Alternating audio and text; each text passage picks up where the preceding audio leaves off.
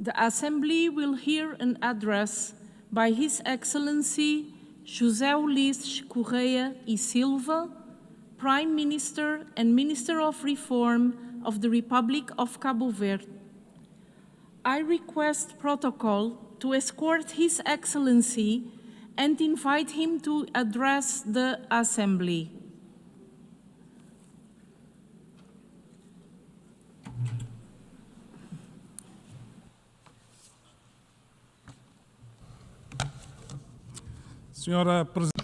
Madam President, Excellencies, it is with great honor that I take the floor in this General Assembly on behalf of the people and the government of Cabo Verde in the session in which we celebrate the 80th anniversary of the United Nations.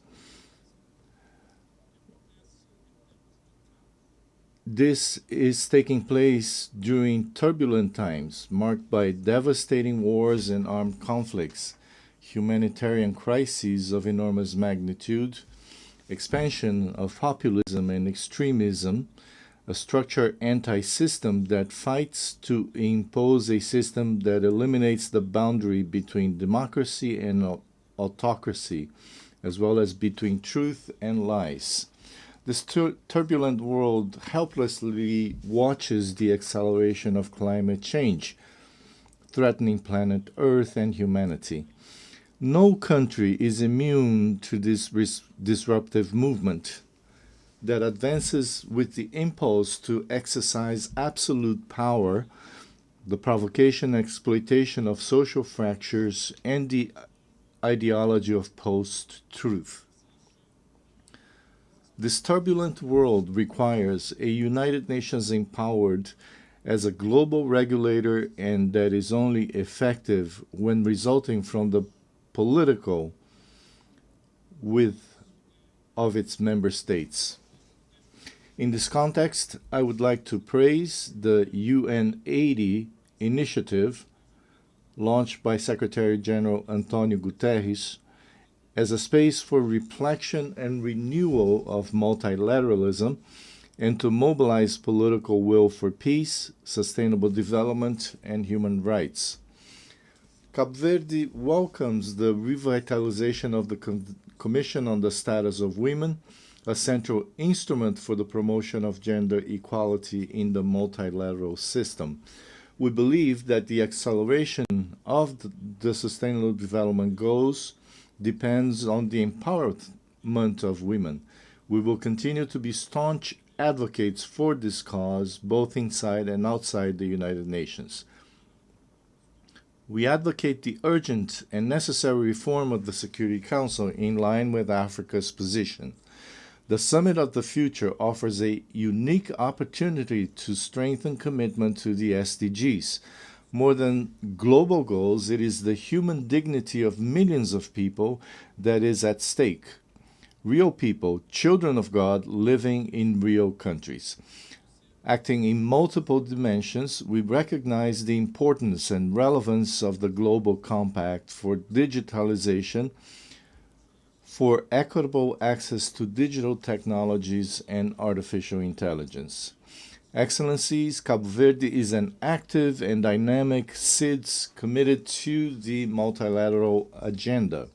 We currently hold the vice presidency of AOSIS. We actively participate in the Third Ocean Conference. We were chosen to co-facilitate, along with Australia, the negotiations that led to the Nice Declaration, Our Ocean, Our Future, Our Responsibilities, containing firm commitments to the sustainability of the oceans. We welcome the Oasis Leaders Declaration, the adoption of which demonstrates a strong commitment to issues related to the ocean, climate, and sustainable development. We applaud the successful fourth Conference on Financing for Development. The Seville commitment is a unique opportunity to boost development, especially in the most vulnerable countries, such as CIDS. For us, SIDS, it is essential to operationalize the Multidimensional Vulnerability Index, the mechanisms for converting debt into climate finance, and the Loss and Damage Fund. The Antigua and Barbuda Plan of Action stands. Its implementation into resilient prosperity is SIDS' greatest ambition. We note with satisfaction a historic achievement, the entry into force of the Agreement on Marine Biodiversity in areas beyond national jurisdiction. Cabo Verde is among the first 60 states to ratify this important treaty. Unfortunately, we were not able to achieve consensus, and we must insist.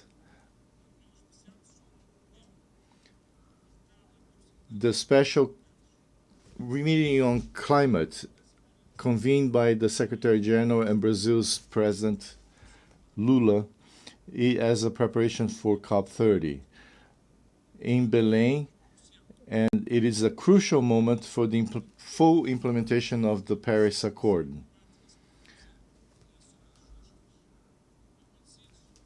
As SIDS, we demand clear commitments from all states, especially the largest emitters, to limit the temperature increase to 1.5 degrees Celsius.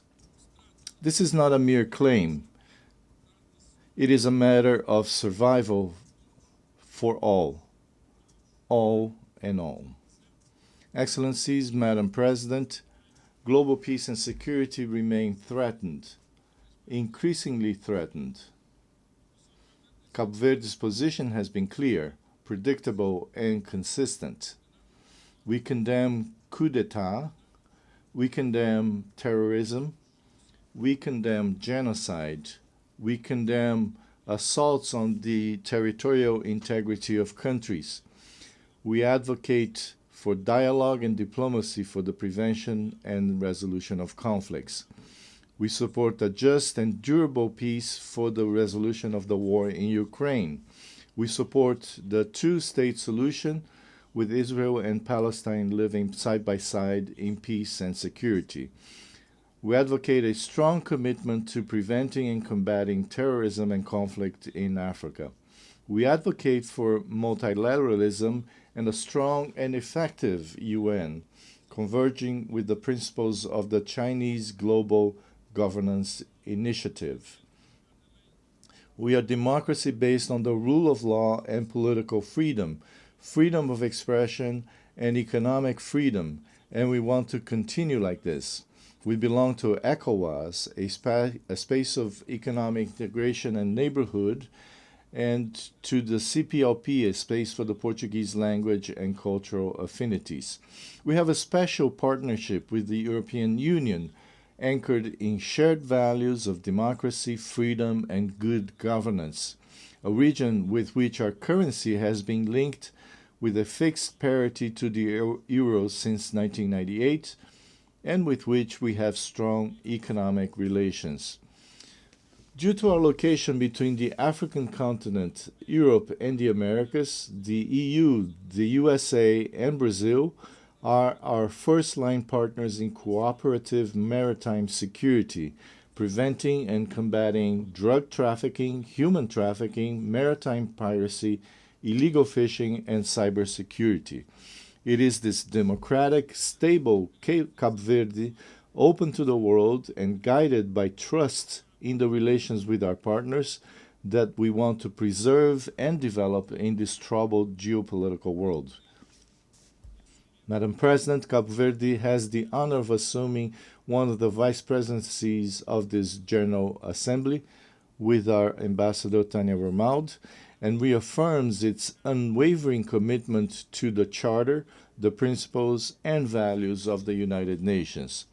We will continue to be a constructive voice, an active partner, and a country committed to being useful to the international community. Together we are better. Together we can honor the 80th anniversary of the UN and face the future with renewed hope for more peace, more development, and more human rights. Thank you very much.